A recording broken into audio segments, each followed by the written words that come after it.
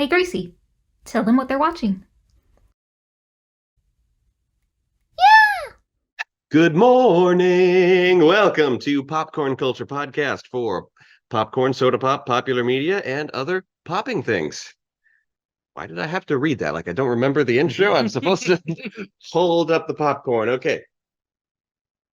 Not a sponsored video, but we get our popcorn and treats from Poppin' on Main. If you're a local in Quincy, be sure to check it out.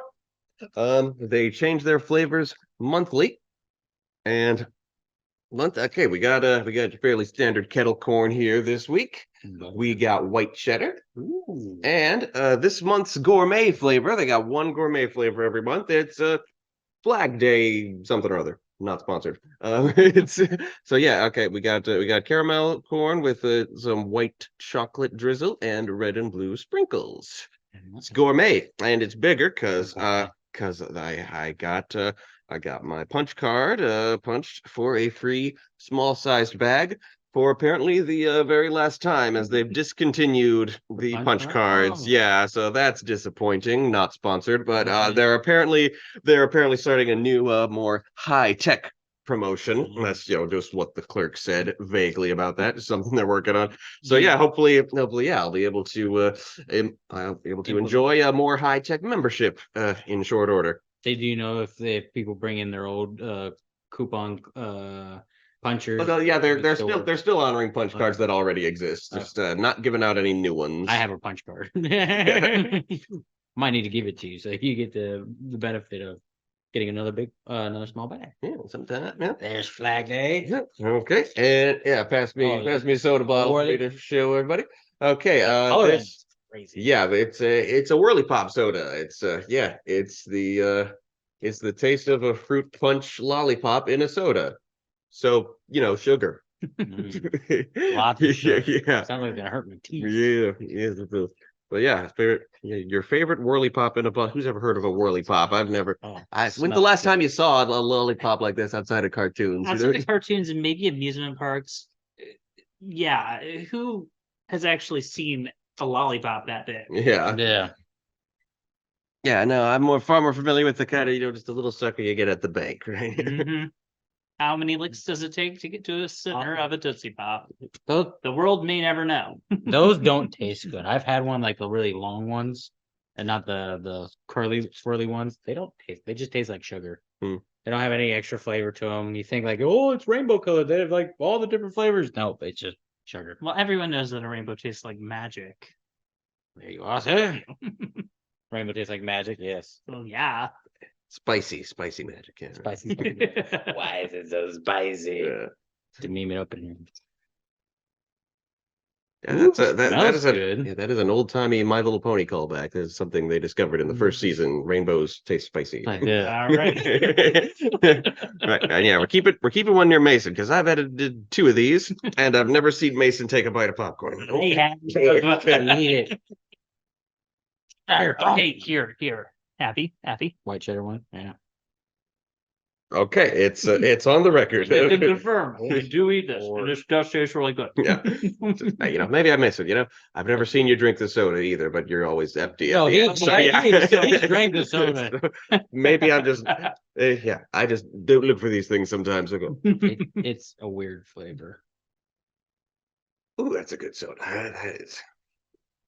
That wasn't what I was expecting. No. That's good. Yeah. Not at all. Yeah, no, it's not too sweet. No. I expected a lollipop flavored soda to be too sweet, but it's not. Like it's something super sugary. And it's like almost like a subtle, sweet, not overly sugary. It's hard to like. It says fruit punch. It tastes Fruit like punch, fruit yeah. punch. So, Alrighty. all right. Let's get on to our main topic. Our topic this week was The Trail to Oregon, the pro shot of the ninth theatrical production from Team StarKid, the group who first went viral for A Harry Potter Musical, the Harry Potter parody musical they made and recorded as college students. Viral enough that most people have no idea they built a whole brand off of it that's still running to this very day. The Trail to Oregon is the first StarKid production to be solely directed by Nick Lang, after a long career of being the assistant director and later full-on co-director to his brother Matt. starting a shift in direction for StarKid as Nick starts doing all the directing while Matt takes a step back into simply being Nick's co-writer. For the only occasion in StarKid's history, the usual writing team of the Lang brothers and Brian Holden also includes regular cast member Jeff Blim, who also wrote the songs for the show, a gig that solidified him as the sole songwriter of the Hatchetfield saga, the project that's been Team StarKid's main focus since their move to Los Angeles in 2018. The show boasts the smallest cast of any StarKid project, with only 6 actors, all of them StarKid veterans. Jeff Blim himself stars as the father of the wagon party, Rachel Soglin as the mother, Jamie Lynn Beatty as the teenage daughter, Lauren Lopez as the 7-year-old son, Corey Doris as the grandpa of the family and the outlaw Cletus Jones, and Joey Richter as McDoon the Bandit King, General Store Guy, and just about everyone else that the Dick Rats family encounters on their journey. Yeah. It literally says everyone else. Yeah. What brought us here? Well, many Zotons ago, when we 3 started meeting a couple of times a week for TAPAS business, I thought I'd show these guys one of the works from StarKid, being one of my main inspirations for what I want to start doing around here. I wanted to start with Holy Musical Batman for reasons that slipped my mind. I think just Because Mason. it was fun. Yeah, It looks Mason. good. Mason talks about Batman sometimes, I guess. I love Batman. Yeah. What can I say? Yeah. StarKid's general style of humor and music seemingly reminded Mason of Cannibal the Musical, the film that South Park creator Trey Parker directed and starred in back in his college days. Yep. This led us to deciding to watch some kind of film every month, taking it in turns to pick out whatever we want. AJ wanted to share with us his childhood nostalgia for the Speed Racer movie, and that's what led us to wanting to talk about the movies we watch on camera, so we can have some junk on this channel every single week. Yeah. We're still going to do the monthly rotation, but all the other weeks we're going to try to do stuff a little more relevant. My turn has come again, and Cannibal, with its frontier setting, made me think Mason would also like The Trail to Oregon. Similar vibes? And I did. It was the very last time that StarKid would do a parody musical, this one based heavily on the classic video game The Oregon Trail, and had some video gamey touches, such as having the audience shout out what the names of the 5 family members would be, as well as voting beforehand on which of them is to die of dysentery. Yeah. So yeah, I got the vibe, and I'm feeling the excitement already that Mason, with his theater experience and the kind of pastoral frontier musicals this one mocks, has a lot more to say about The Trail to Oregon than I do. So let's begin. Okay, so yes, I've actually been in 2 musicals that have taken place in the frontier era of America. I have been in a production of Oklahoma, and I have been in a production of Little House on the Prairie, the musical. And yeah, I was surprised that there was a musical version of Little House on the Prairie too. Yeah. And Oklahoma is what Cannibal is most directly lampooning. Yeah, to an extent. And that's the thing in these musicals. I mean, they talk about life on the prairie and sing songs about how there's a bright golden haze on the meadow, and it's all happy and it's upbeat. And yeah, sometimes bad things happen, like the field burns down or a guy gets drunk and tries to stab you. But Here's your daughter. but at the same time, those tones of those shows can be so sappy, you need to blow your nose with a pancake. And so I really loved the tongue-in-cheek approach that they took to Cannibal, specifically when I watched that for the first time when I was much, much, much younger. And so when Sage suggested this and I saw it, it's like, holy crap, these are people that have not only probably been in musicals like Oklahoma, but they've probably seen them way too many times as well. And you definitely get that spin that this is what I would do if I could just have full creative control of the musical and do whatever I want. Yeah. And it is so much fun to watch that. And reminded people of the past wasn't so great. There was dysentery. Yeah, lots of it. Shit everywhere, right? And then just A lot of infection. Lots of- Yeah, that's the main thing. Is no hygiene. Hygiene is a hygiene. recent invention. Well, in medicine, medicine over hygiene, I'd say, is Yeah. the important A thing. lot of murdering over talking things over. One of my pet peeves in time travel episodes, if anything, is the idea that they travel back in time. It's like, ooh, it's the colonial time. It's so amazing. I'm talking to George Washington. Here's how it'd be in real life. Oh God, it smells awful here. Yeah. No one ever mentions Weird. you travel back to ancient Greece, it's gonna smell like crap. Yeah. Literally. Oh, So And then people are like, body odor was invented in the 1920s to sell deodorant. And I'm like, well, okay, yeah, but people really did stink before then. We noticed when most people stopped, is all. Exactly. They got used to it. Someone in the modern day would not be. And so that's the thing I really liked about the approach they took to this. And I also loved the whole idea of just mocking the recurring tropes you would see. If you ever played the original Oregon Trail video game, you died a lot in it because I'm not familiar with that particular video game, but I know video games enough in general that I'm pretty sure that I spotted every occasion that they were really going video gamey with it. I played it a couple of times on my family's old computer that we don't even have anymore. And first of all, I sucked at it because as a kid, my reading skills weren't all that great. But even then, when I was doing it with my brothers, it was always so terrible. It's like, go left on the trail, go right on the trail, go, here on the trail, go forward. Yeah, a boulder fell out of the sky and killed your partner. Yeah. Okay, not that specifically, but seriously, it was so easy to just kill everybody. Or like if you I should bring extra food on this because I might die. And it's like, well, and There's a hole in your sack. All your food Yeah, fell out. God. You starved to death. You started it. It's like what the hell? Raiders came out of nowhere. Your whole wagon was taken over. Yes. That was the thing in gaming in 70s and 80s. You see it in D&D too. Like the Tomb of Horrors. You just die all the time. Dragon's Lair, video games, and tabletop games. They used to be about dying all the time. I'm not sure when or how it evolved to being emotionally invested and just getting a normal, fair challenge. Because you didn't have to put a quarter in every time you retried anymore, and that's what happens. But so I really like that. One of the things I really loved at the beginning is the idea that there are only 3 types of people. Yeah. Farmer, carpenter, and Banker. Yeah. That's right. And it's funny because the first Oregon Trail games pretty much were that restrictive. Yeah. So I really enjoyed that joke because if you've done any of those musicals like I have, it really does seem like there's only that. Well, I take that back. In Oklahoma, there's cowboys, so there's 4 kinds of people. But even then, it's pretty limited. Yeah. Any doctors? Any lawmen? Nope. None None whatsoever. It was outlaws though. If outlaw was a profession, Yeah, sure. it paid for itself. Bandits, yeah. They have bandits and outlaws. They're called bankers. Hey, buzzing. Yeah. I'm sorry, too easy. Had to do it. But no, they're I love the whole aspect of it too.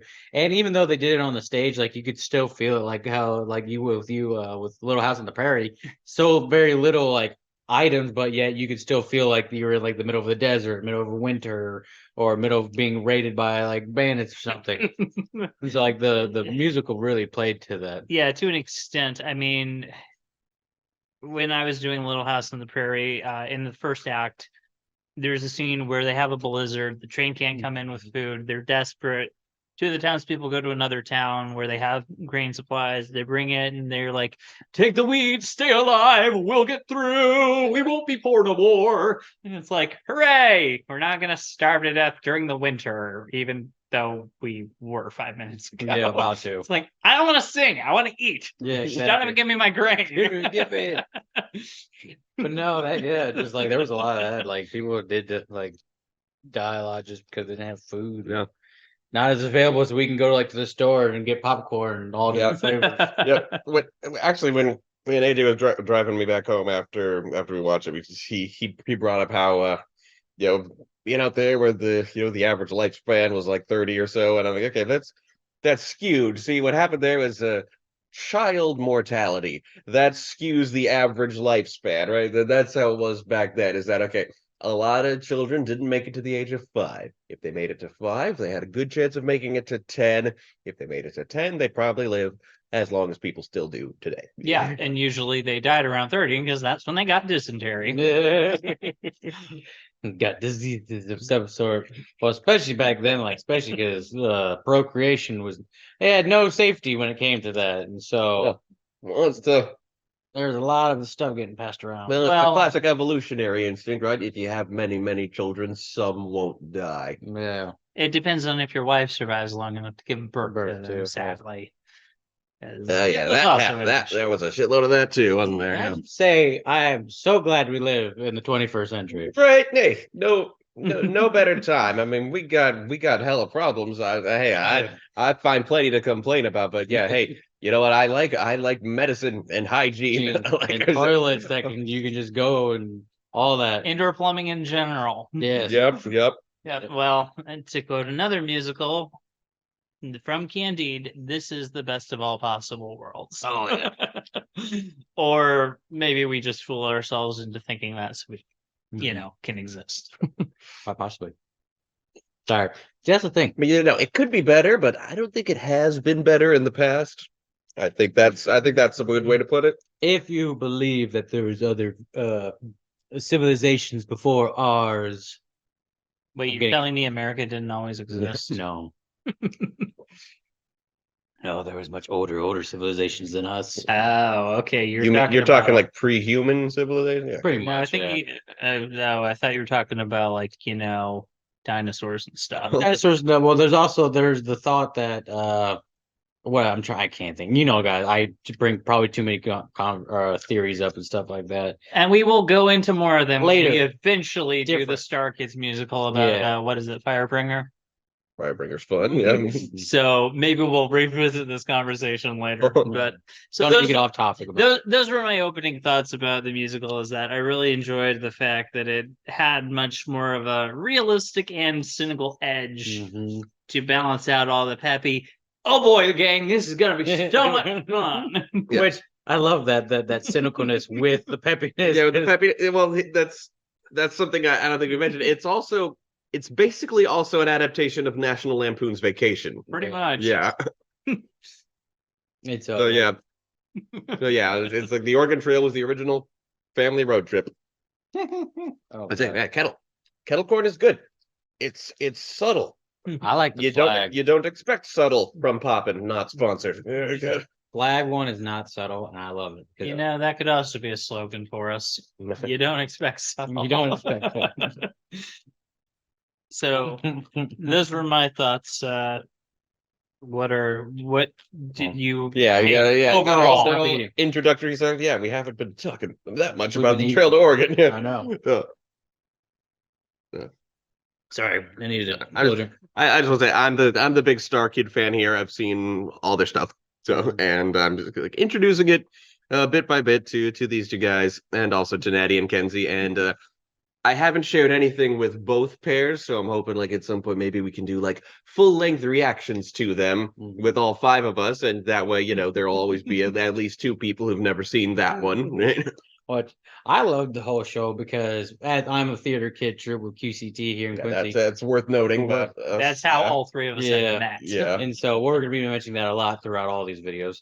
But it put me there. Made me think of all the musicals I've done, like not specifically the country ones, because the only one closest I've done is like Big Fish, and that's not even close to that. Yeah, it's fairly modern-ish. Modern-ish, like the River Stomp or something like that.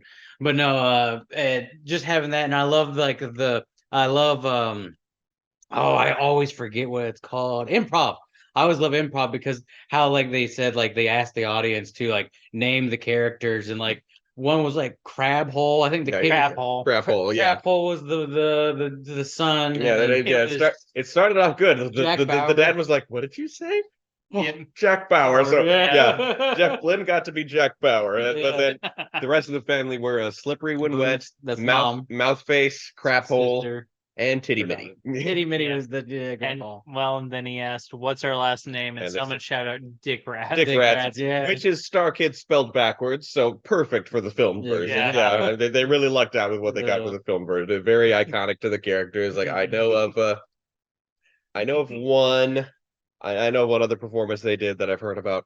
I don't remember all 5 names. I know the father was Dick Weed, the grandpa was Master Roshi, and the daughter was Dysentery, which allowed for plenty of ad lib about your father dying of dysentery, and her being, "Oh, sorry, Dad." Didn't mean to kill you.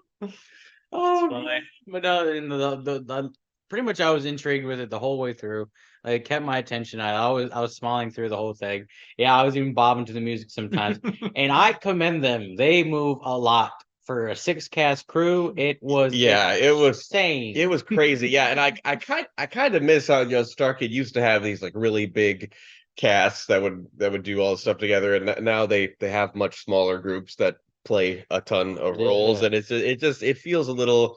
It just doesn't feel quite as big is all, but I mean, I definitely got to respect the talent of how difficult that must be, and it's never super distracting because they do embody every role they play really well, and they've got good costume design that helps them switch between roles. Exactly. And the whole premise of it is just love it so much. Man, I had a thought and it went right out the window. Oh, I'll keep talking. It might come back. But like the story plot to it, like I love because I played the Trail to Oregon, or the Oregon Trail. Technically, that's how. This is the Trail to This, Oregon. it is funny because they did reference it. They had the shooting scene where you actually had to shoot in the game, and like the son shot, and then the sister shot as well, and the whole I like the little Easter eggs, the back and forth. That was really super fun. The pepperoni and cheese. The pepperoni and cheese. God, hold on, sorry. I loved that joke. Yeah. When she shoots the grandpa, that means your turn is over. Exactly. That means your turn is over. He healed from that gun wound surprisingly well.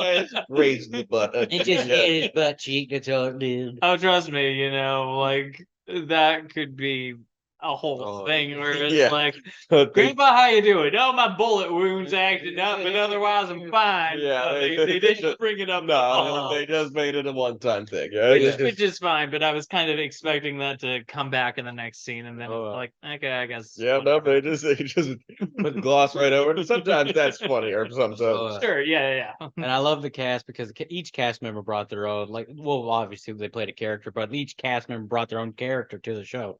Like, they played their part very, very well, and like they even added their own little flair. Like Slippery When Wet, the mom, I'm trying to remember her name. I went out. So it's Rachel Soglin. Rachel Soglin. She I just kicked it out again. She was really good, and she like really like all of her songs was very touchy. She had a really touching. They gave her an emotional song Very in the middle of all this song. silliness, which was surprisingly effective because it was also pretty cynical, Well, what I loved is for her being the more cynical voice of reason character, I like the fact that they did 2 things. One, they didn't make her such a hard ass that she's unfun to watch. Yeah. And 2, they didn't make her an overbearing nag, which when you're writing that dynamic in a relationship between a man and a woman, it's really easy to lean into that cliche because it's been done a million times. I like the fact that they were able to do it without making her like, so unpleasant to watch. Yeah, exactly. If anything, she was really fun to watch. She was one of my favorite people to watch on that. Yeah, just because just what she did, like how she came in with her energy and every scene that she was in. The actress made it so much fun to watch. Exactly. Yeah. So like throughout the whole thing, like I just loved it.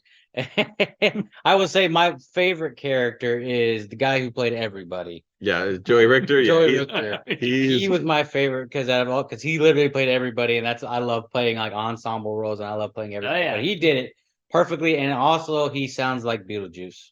And I like Beetlejuice. With the one where he was as McDoon, McDoon. The wagon is on fire. I love that song. I did love his whole delivery of being a wagon salesman and pretty much embodying every car salesman. General store guy, yeah. Oh, I sold you the wagon 9000. Well, let's get you upgraded to the wagon. I'm gonna give you 1 wagon for the price of 2, not a penny less. And for an extra $50, I'll give you an ox for free. I love the fast talking shyster bit. Those are always so much fun to watch, especially when you can tell that the actor is having so much fun. Oh Yeah. you could, and that's the thing. You could tell every actor was having fun. Yeah, but I mean, again, I'm saying specifically with that But- salesman approach, yeah. though. Yeah, He was. You could see how much fun he was having playing that part. Yeah. really, like really, I wouldn't say hammed it up, but really put a lot of energy into it. Yeah. And so, and then It seems like for a lot of Star Kids musicals, that degree of hamminess is part of the fun. Yeah. to it. Oh, absolutely. Oh, yeah. So Yeah, we there's- we don't mean it as like the critic intelligence of how droll this would never settle. Oh, yeah, such a ham. No, Hey, we're not talking about it. Ham is It's- good. We ordered a large ham. Spiral cut, honey glazed. maybe let's smoke. Yeah. I mean, we can't get too far into this and not talk about Jeff Blim. Oh, yeah. Not only did he compose the music for this, and it's brilliant Yeah. songwriting. Oh yeah. Yeah, you see more of that throughout Hatchetfield, and then yeah, he's our lead actor, and yeah, I mean we first saw him. The whole world first saw him in Holy Musical Batman, where he played an original villain, Sweet Tooth, and Yeah. he was a combination of Jack Nicholson's Joker and Jim Carrey's Riddler. Mm-hmm. And that's how Jeff Blim behaves all the time, as it turns out. Indeed. Yeah, and yeah, he brought that to this kind of Clark Griswold role. And you know what? It was absolutely a treat to watch. Oh, it really was. Indeed. Well, it's not just that he was, so high spirited and all that. It was the fact that his singing was phenomenal. I mean, it helps that he wrote it all. Yeah. But, and this is the biggest thing I've always been impressed by the two StarKids performances we've watched, is I am amazed at the sheer movement that those actors have to do. Because a lot of what they were, as theater people, we know like singing and dancing at the same time. yeah, but It's I'm like, not just talking about the dancing, but I mean to do some of the high spirited movement to really convey that sense of like Yeah. going through the wagon. Yeah. Portraying these different characters, you have to change your stance or change the way you walk. I've never thought of that. Yeah, their physicality is They're great. Yeah, especially Blim and who played the son. Lauren Lopez. Her. They were the two standouts for me in terms of just being so excellent at changing from character to character. It wasn't just the costume; it was the fact that they were all of a sudden a family of ox, or Lauren Lopez didn't play any additional characters. she was one of the animals. Well, the, that was just sequence. one brief thing. But That seems an odd thing to highlight, but I mean, But her overall physicality, yes. I mean, she debuted playing Draco Malfoy, who rolls around on the floor. But I'm all the also time, talking about like Commissioner Gordon in Holy Musical. Oh yeah, in Batman, And she did that well. Yeah, comparing that to the Sun, and she really did portray the movements of a 7-year-old. Yeah. Very And the attitude. very convincingly. Even though I know I'm watching adult woman. yeah, she's very good at that. I mean, hey, people still act as if she's playing against type every time she's cast as a woman. But we're talking about Batman as well. Yeah, her she played Commissioner Gordon, and it was great. Yeah. And that's what I love about StarKid. Like these are my first two parts of StarKid I've ever even seen, and I can't wait to see more of it. And so I love it. I love the whole movie, Yeah. and especially the ending because I don't know. We're gonna talk about it more, but there's like a special. Yeah. But I've already said the audience voted on which member dies of dysentery. They filmed all 5 versions, and on the YouTube release, you get to pick. And I voted on the Sun because I think it was the most popular. I voted for the grandpa because I thought it was going to be funnier. Yeah. I'm sure it is. I'm thinking of all the ways I remember that each of them handles the song differently, and they all bear different viewing. But yeah, we went with the Sun because Lauren Lopez is a treat to hear her sing while writhing around, painfully dying of dysentery. Yeah, and that's the thing about With her. all the sound effects included. Yeah, that's the thing about her. She played when she ever sang. She sang as the Sun, but towards the end, she sang like her actual like voice came through. Yeah. And oh my gosh, she had a crazy, almost angelic voice. I mean, all of those actors have singing voices. Yeah, Oh my gosh. yeah. They all were phenomenal. Yeah. Not all the Star Kids do, but they picked a cast.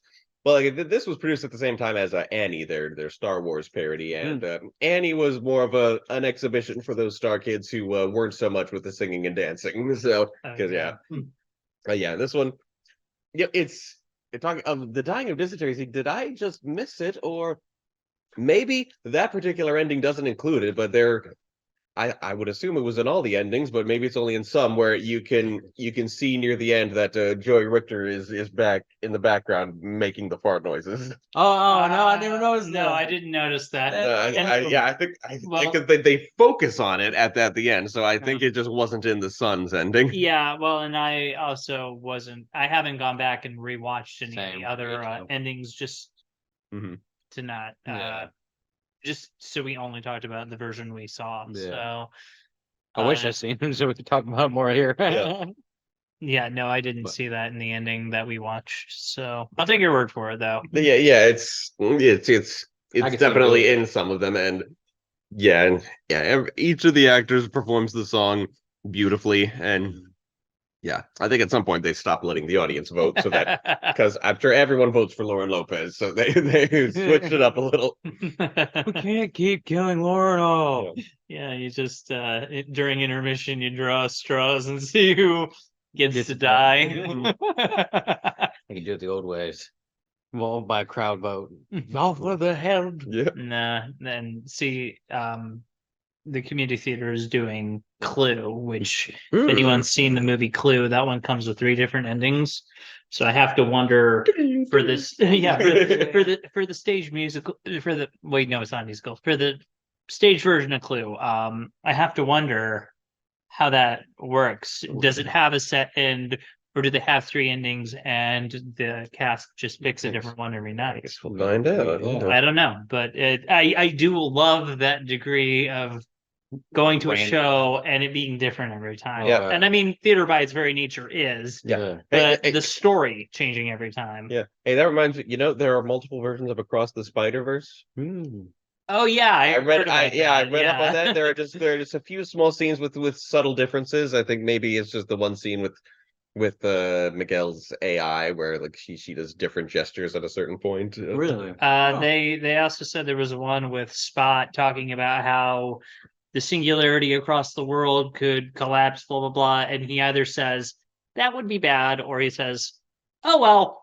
Ah. So, Hey, that fits perfectly for a movie about a multiverse. but what's funny is one of the people on the movie is like, I wondered when someone would notice. Mhm. And see, here's the thing: I'm not gonna watch Across the Spider-Verse in my hometown and then drive 90 miles somewhere else to watch it again. Yeah. It might be different. Yeah, exactly. So, I mean, I get it at school, but it's like, if we're going to see it at our theater, we're just going to see it again and again and again. Mhm. Yeah. The version you gave that theater. Exactly. So, I'm not surprised that there are different versions, but I'm also not surprised it took this long for other people to No. notice. Back to StarKid. But I will say that real quick, well, they just in general, the different countries will like change things throughout, scenes. Like the one I'm thinking of sure, yeah. is on Inside or Inside Out. Inside Out, yeah, Yeah. where they They got changed the vegetables out. yeah. Because broccoli to Yeah, green. kids in Japan love broccoli apparently, so they Yeah. had to make them bell peppers. Pepper, Yeah, exactly. No there's wonder just- their obesity rates are lower. yeah. So there are those things, but I love it. Like you said, when a story, just you have different choices to a story. That's awesome. Yeah. And but- YouTube, like there are. and so, yeah, I mean Well, that's a good thing to do in a play based on a video game is to have some options. Exactly. True. And again, that's why, there are certain decency standards in other countries. So they like to have something they could possibly edit Relate out to, if they want to make $9 billion in China. No. Yeah. Yeah, we keep going off this. We've I know. we've never been so Off the rail. we're not usually so off the rails, but yeah. This production was pretty off the rails. That's honestly that's and that was accurate. part of the fun. But the one thing I was actually really, really impressed by is I've seen pro shots of a lot of different musicals. Like I've seen the pro shot of Into the Woods. I saw part of the pro shot for Legally Blonde that played on MTV. Oh, and the one for Hamilton on Disney Plus. Mhm. And I mean, I've seen some pro shots that are supposed to be professional, and they look like absolute crap. Yeah. Just like they look like your dad filming your wow. musical in the school gymnasium in the back row. Dream. Not very good. You pick up no audio. The fact that this was done by a crew with significantly less money Oh, Yeah. than a lot of Star- those big StarKid. theaters. It's amazing the level of effort and just sheer professionalism they put Yeah, into they're getting the best pro shot they possibly could. yeah, they've always been really good at that. I mean, in their first three that they did when they were still at college, they didn't have microphones. Yeah. So you got to turn your volume up on the first three Yeah. StarKid productions. Yeah. But yeah, after that, no, they are spectacular. The only area I found They're cinematic. the only area I found that was a little iffy was during a couple of songs. It did feel like the sound of the band, the orchestra, was kind of overpowering the singer. And I was having trouble making it out. The Yeah. worst ones were for the grandpa songs. Yeah. I could pace them out, but I don't know. Maybe it was a mixing issue or whatever. But Yeah, I've never noticed that before, but I definitely did this time. That Yeah. that the band was overpowering the singers a little bit. or maybe my TV just sucks. I don't know. No, I agree with you. Yeah, it was. Yeah, it might have been. Yeah, it might have been just an issue with whatever sound system you got, and it's something weird like that. But I don't know. But, Yeah, it did but- seem like it. But no, I also love this part of it. Sticking with music, people, there are certain scenes in the show where you could see the musicians, and there was that one piano player. yeah, I've just just never noticed that before. But yeah, straight mad dog. or, in the camera. yeah, just you see just Clark Baxtresser, just very, very stony faced. Yeah, and I think that's why the current StarKid band leader Matt Dahan has proven a good contrast to that, because when you see him in the pit, he's laughing. Well, see, I could see that being really difficult because for these shows where you have music that, is not necessarily easy to play, and there's a lot of it playing pretty much all throughout the show.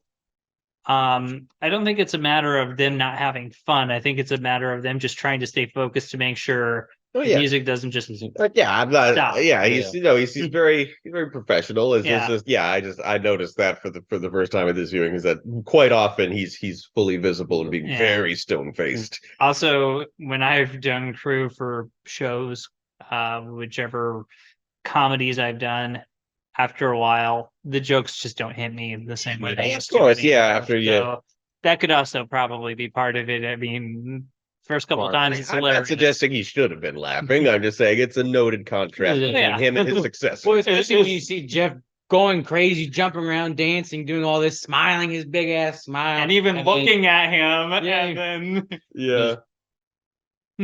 straight nothing. There's nothing. But no, and like I love the story plus of it because each character actually had their own development. Each like the daughter had to go written. She was I think 12 or 13. It's They say teenage. Teenage, yeah, Teenage, somewhere in there. They jumped it around the scale a few times, but like she had to develop as like a teenager. So during that time, like they were It's about not trusting strange Not men, trusting, and yeah, strange men. just to appreciate the family, and and then, like the mother and the father had a story together because they didn't fully like actually like kind of like each other. They felt more stuck with each other. yeah, that was a big part of their backstory is that they were stuck with each other. Yeah. I will like they progress on that. I will admit I loved the device they use when they have to fight with each other. The idea of, and if the field burns down, that's just God's will. Yeah. And it's God's will to just leave a lit lantern next to a pile of hay. Now God can't be everywhere at once, honey. and then by the end of the play, when the doctor says, hey, one of you is suffering dysentery, it's an act of God, and by then they're like, God. How dare you. or like, kids, what did you learn? God's a dick. Yeah. Pretty much. That was a big premise. Yeah, God's a vicious, two-faced prick. That's was the it. story arc throughout, yeah. But yeah, just I did that they use that as their way to cover up their fights Yeah. in front of the kids. Yeah, it's like, hey, it's like, oh, my old friend God at it again. Oh God, you man, you. Are you omnipotent spirit? You. Yeah, exactly.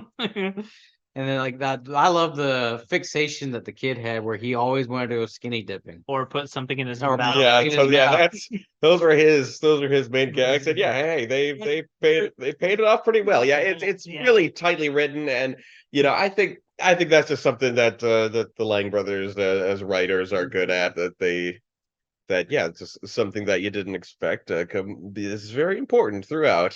Oh yeah, well, like even like the story of the kid too. It talked about how kids just don't know, and they said they don't Yeah, know. basically, she has like kind of this Story like towards that. yeah, it's kind of the kind of like Calvin from Calvin and Hobbes, where like he's this 7-year-old kid with the capacity to explain the stupid way a 7-year-old's brain works, Yeah. right? He's just saying, hey, look. And so like, yeah, like, why he's always putting things in his mouth, why the answer to why he did something stupid is, I don't know. Why did he Why throw he off all threw this? something off Yeah, the why He did wagon? throw things on the wire, yeah. I wanted to see how it bounced, and it had a good bounce to it.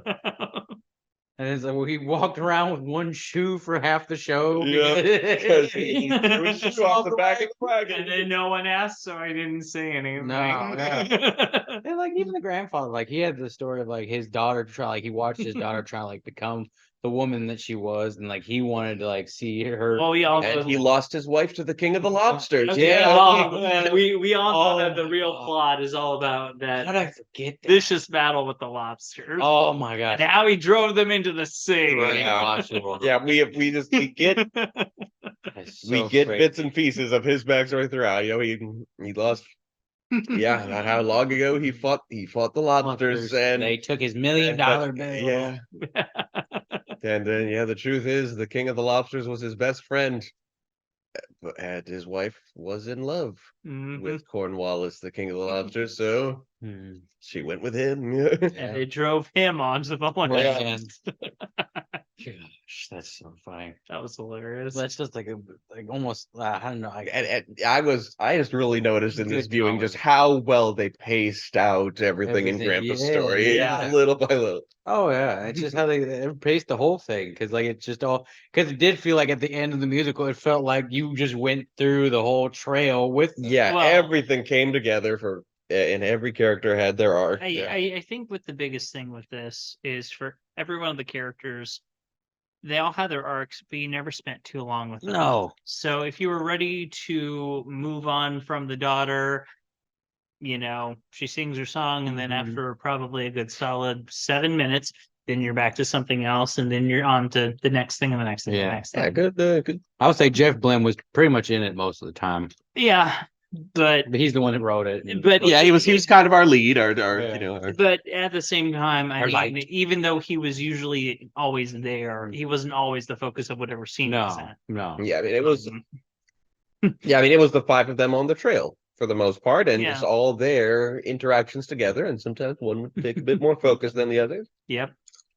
Which is fun because they kind of played on that sometimes. As one would be taking more focus than the others, like during the shooting the bison scene. Like Yeah, it's been during the Buffalo. Yeah, it's Jeff Blim and Rachel Soglin play a mom and dad buffalo who kind of bicker just like the main mom and dad.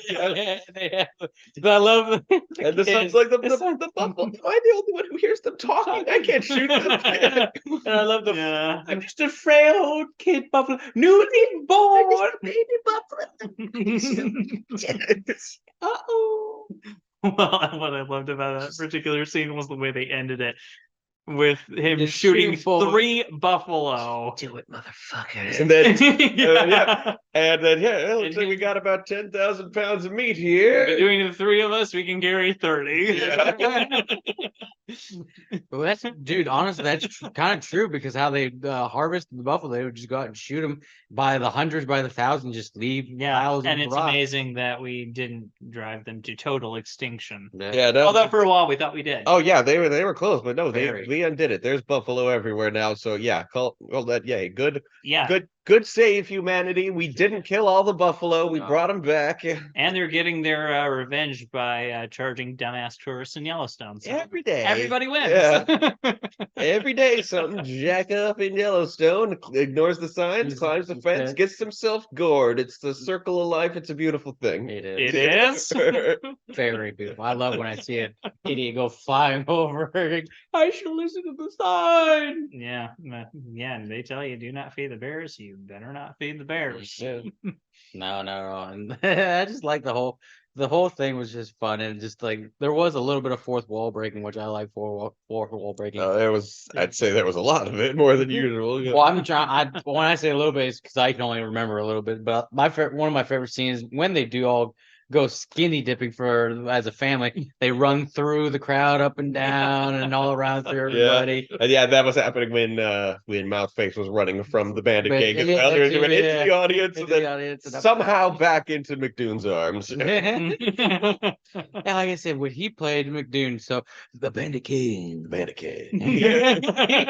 Oh my! He like was my favorite character. Yeah. Because he really fits that role, and like every part he did, he just felt so comfortable. Yeah. Like he's like, oh yeah, he's the Bandit King. Well, the Bandit King was the perfect example of both menacing and incompetent. Oh, yeah, it's a good combination. It's a great combination, especially his own undoing. Yeah, that's what I was saying. Talking about, things you don't expect, like how the way every time someone says the Bandit King, he goes like that, and that's what kills the poor bastard. Rather than hold on to the damn rock. Hang on, the Bandit King. Oh no! Yeah, so And then I don't know why this sticks in my head, but it's the bad part because where he's like, yeah, I'm gonna make your daughter my child bride. Yeah, that's it. He does- That's his running gag, yeah. That's how it all starts. He says, I'd like to make your daughter my bride. She's a child. Well, my child bride then. And he continues to call her child bride through the whole time they're together. Yeah. So yeah, it's horrible. it offends my modern day sensibilities, and I don't like it one bit. But it's funny. Yeah.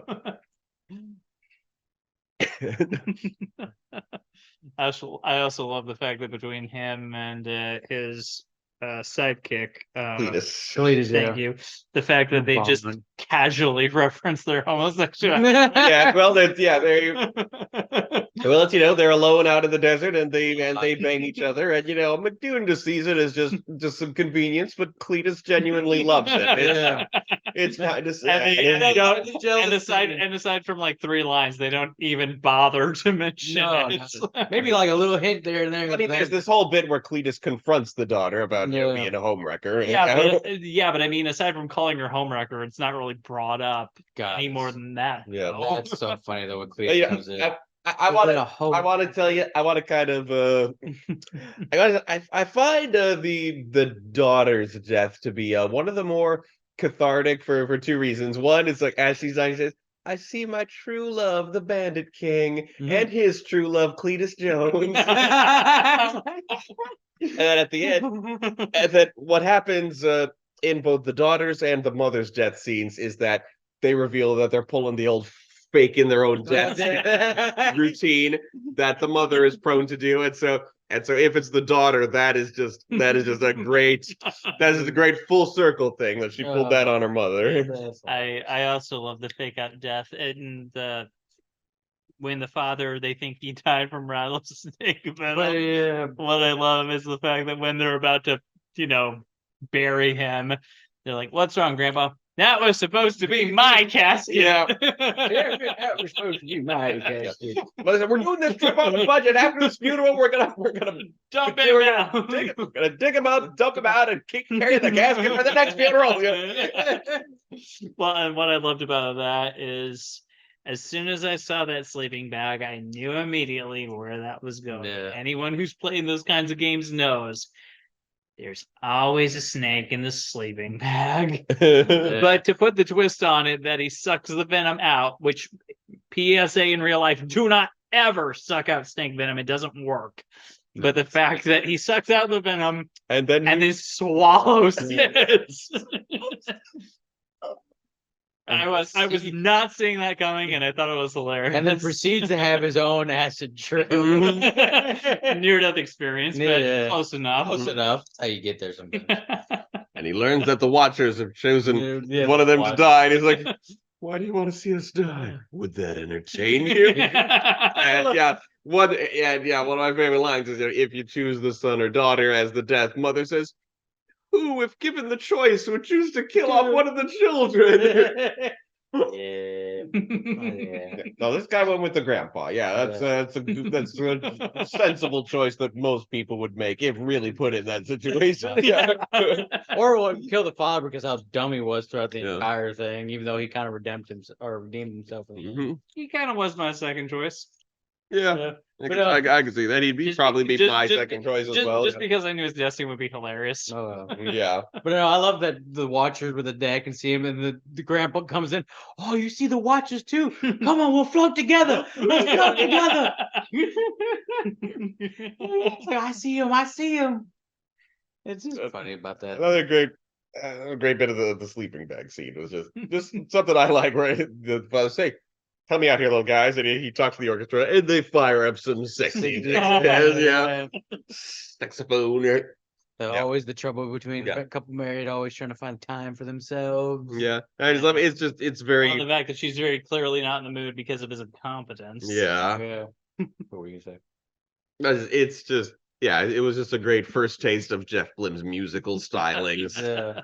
This whole thing, and yeah, there's just so much in Hatchetfield that he really gets to experiment with all kinds of things, and yeah, it's the whole.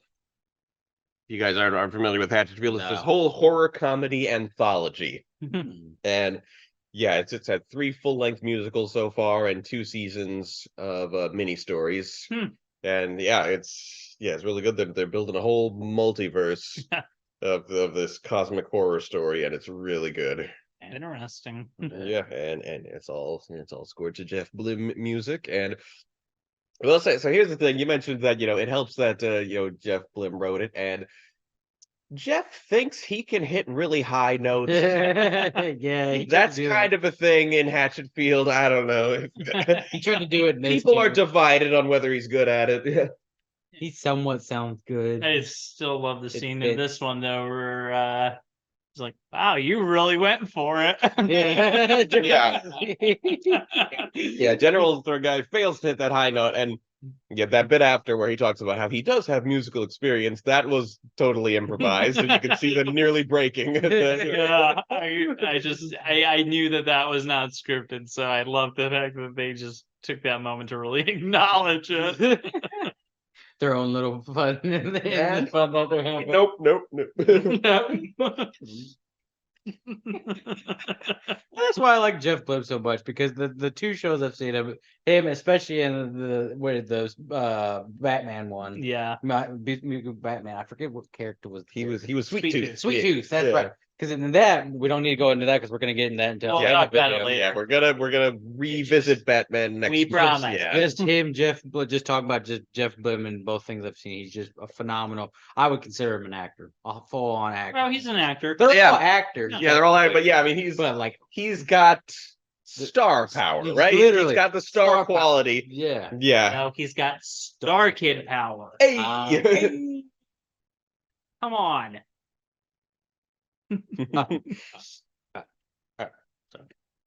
TikToks is ruined me. Yeah, before this, he played he plays Aladdin in their Aladdin show, and he is epic in that role. He absolutely and that was Rachel Soglin's first role. She played Jasmine. Okay. So that was a lot of fun. That's Twisted. Yeah. Okay. But yeah, it's just the whole thing of it. I loved it. I think Corey, he was one of the most standing because during the dance scenes, he did not give a F like in some of the dance scenes. Oh yeah, Corey Doris. He put the burnt. Yeah, he's a grab. He's kind of rising. He's always been kind of the small bit player in StarKid. Before Trail to Oregon, he hadn't been in a show in several years. And but yeah, I mean, as Hatchetfield comes up, people are starting to realize, why doesn't he take the lead more often? Why doesn't he sing more often? And people are wondering that. And yeah, I was really hoping he gets to burst out at some point. Get his own lead role part. That would be good. I wonder what that would be for him though. Anything really, honestly, because how StarKid does with the pre-productions, it seems like almost anybody could be anybody, literally. Yeah, absolutely. Yeah, I mean, like Joey Richter was he was like the heartthrob lead in several of their shows, and then here he's everyone else, right? Yeah, As in, that's literally what he's credited yeah, as. yeah, Everyone else. yeah. Everyone else. And like how you talked about before, the son also played Jeff Gordon or Jeff Gordon. Jeff Gordon, Commissioner Gordon, yeah. Yeah. Like how she can just Yeah, it's- literally play two different people. Now- Yeah, they really. Now I want to see a NASCAR musical. Thanks. Oh God, no. Yeah, they really used to pigeonhole Lauren Lopez into playing Boy, young boys, and then they twisted up by making her be Commissioner Gordon, an old man. But I mean, Mhm. she has played quite a few women, and so I think it's I think people got to stop saying she's playing against type every single time. Yeah. She's more than just Draco. I need to see that one too. That's another one. So I can't wait for that one to come up to the list. But yeah, Well, I since we've started doing these, I've gone out of my way not to watch any Star Trek Yeah. productions. Yeah, that's what I would So something recommend. fresh. Like I said, I think at some point we should try to do full length reactions to them because you could put those up. They're already on YouTube, so you can react to them in full. And and I would love to get you two, and Eddie and Kinsey, and then then we'll have seen. See me violently curse the YouTube ads as they come up. Gosh. You and me both. After a while, it wasn't too bad for this one, but there were a few moments. we got a lot of ads near the beginning, but then like none after the first 20 Yeah. minutes. So that was really good. Yeah. Also, But they were always in the worst place. It's like, and so come Done. down to this place and buy something. they don't give you like the Skip option. not the skip option. They used to show you ad coming in like 5 seconds, then they'd give you the ad. That's true. They didn't give Yeah. any warning. No warning now. Now, like you said, they're gonna jump right into most spot, and then sometimes the ad won't stop the video, and they will keep playing for like 5 seconds. I haven't had that happen to me. I've had that. Yeah, I mean, Yeah. I know you're not willing, but no, I've got YouTube Premium because I'm on YouTube all the time, and ain't no way I'm watching one more ad. Look, YouTube has everything except my money at this point. Pretty much. I don't feel like giving them that too. Fair enough. Fair enough. Unless it's for stuff like this, like the Tread Orchid, which is really good. Google knows probably everything about me from my name to my shoe size. Your passwords. Yeah, so I don't really feel like giving them my money to No. But no, just to kind of overround, this was a great musical. I recommend everybody watch it. Yeah, Yes. Trail Dog. It's I'd say it's definitely among the most friendly to just a regular Oh, yeah. theater person. There's not. Vulgarness. It's like I don't. I mean, it's pretty vulgar. All StarKid shows are a bit more vulgar than they strictly need to be. That is one pretty big complaint of it. So much dysentery, man. Dysentery is part of life. We all had Yeah. dysentery at one point. Not me. No. But what was I? Yeah, it's Trail to Oregon. It's one of the most accessible StarKid shows. Like there's not a lot of background geeky stuff. It's just even. Yeah, I mean, even me going in didn't know a thing about the Oregon Trail. I picked up on video game tropes in general that they were using, but I think, I think even then, like there's not really anything that'll go over your head. It's just a really good, very funny frontier musical. I would say if you've seen Oklahoma, you'll get something out of this. Yeah. Very, very much like it. And just it's enjoyable. Honestly. The whole thing's fun. I love it. Yeah, it's a great way to introduce people to Team StarKid, I'd say. Yes. So We wrapping up here. going into my final thoughts, I personally really enjoy these productions just because, us being theater people, we know what usually goes into a normal production. So to do all the zaniness in a small theater with a cast of about 6 people, I'm just amazed at just how professional they were able to make it look. Oh yeah. The level of quality that they're able to do something like this. I loved the tropes that they subverted. I loved the characters. Performances were top notch. I really can't say anything bad about any of this production other than, again, 1 or 2 minor times when the instruments were overpowering the singers, but even then, that's a nitpick. I highly recommend this one. I'm going to give this one an A. There. Right. My first solid A Solid A. here. Here live. No. But now to finish up my wrap up, like pretty much I'm gonna be copying most of what he said. Like everything, the whole show I loved, to the characters, to the actors, to the scene set, to the music, to the dancing. I had like the point where the dancing, he's like, God, is it hot up here? And after they just had their huge musical big dance number. And so it's like the whole thing, and it made me love StarKid. Like just the whole, I want to see more. I can't wait to see more. Personal scale, I'll give it 5 dysentery out of dysentery.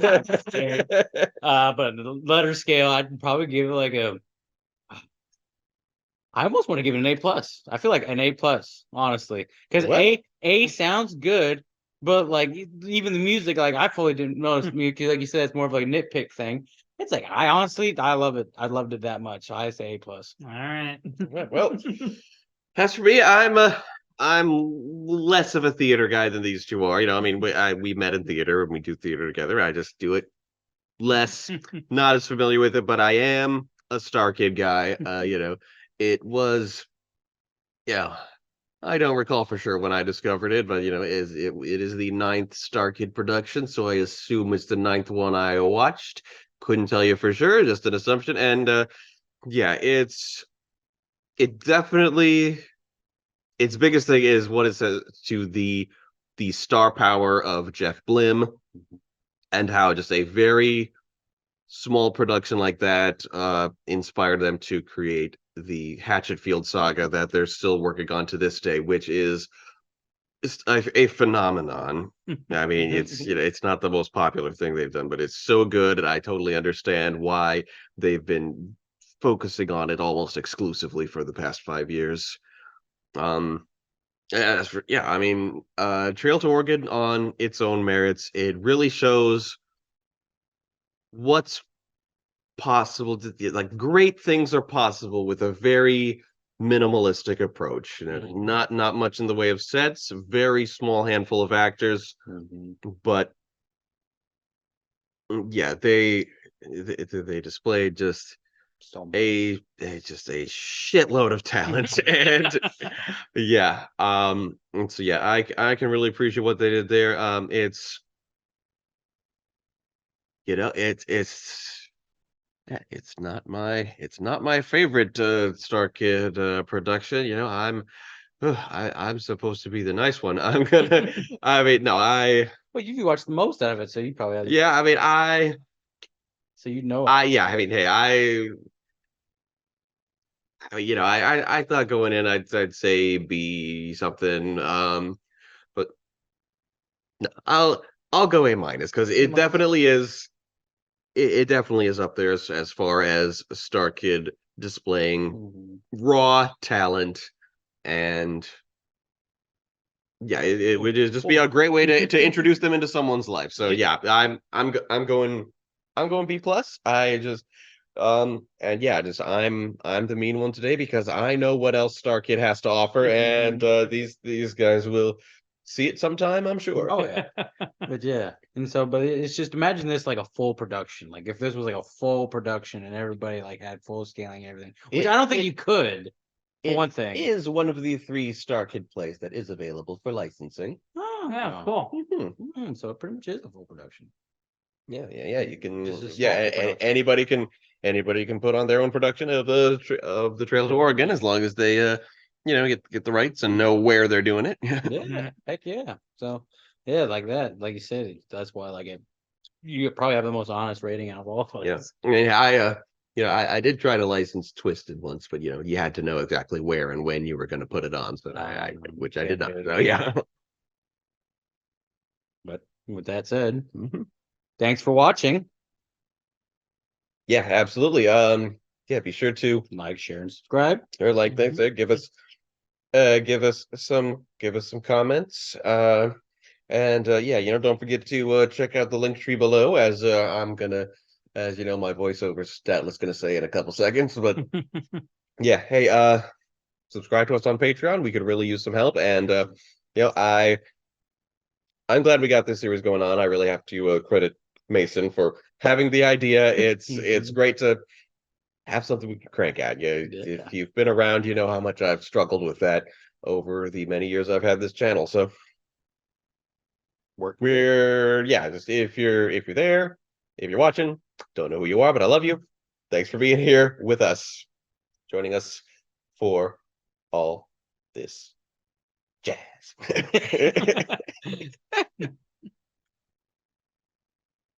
Cheers. I'm out. To support Tapas and learn more, visit our link tree.